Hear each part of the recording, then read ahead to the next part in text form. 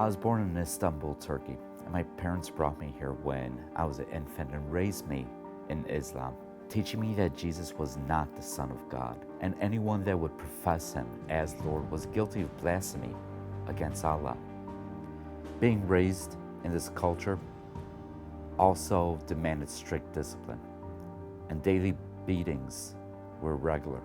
One day as a young teenager, while enduring one of these beatings from my father, I decided to defend myself. And this was viewed as rebellion against the head of the Muslim household and caused me to be thrown out of the house. Living on the street, I became involved with alcohol and drugs to soothe the pain of being rejected. I started using the drugs in an ever-increasing amount. While living out in the street, I did also meet my future wife. We were married.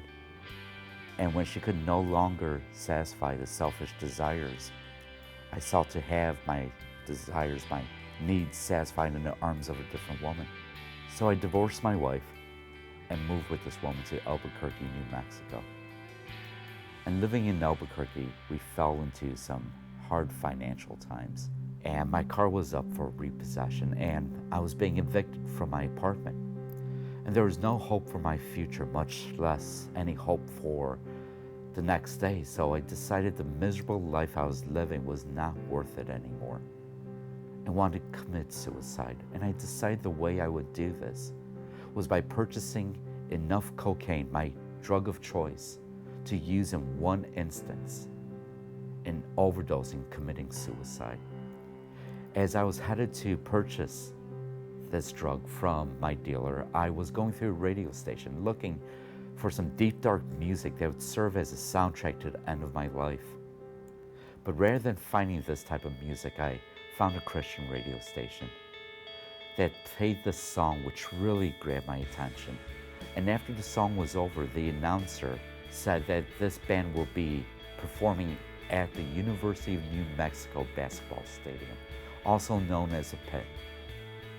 And I looked up, and directly to my right, I saw a sign that said, The Pit. And I couldn't resist. I had to go into the auditorium and go see this band. And after the band had played their music, I sat down, and Greg Laurie came out and started talking about Jesus and the love of God. He assured me that God loved me. And I thought, how could God love me? Look at the way I live my life. I do not please God in any way. I thought God hated me.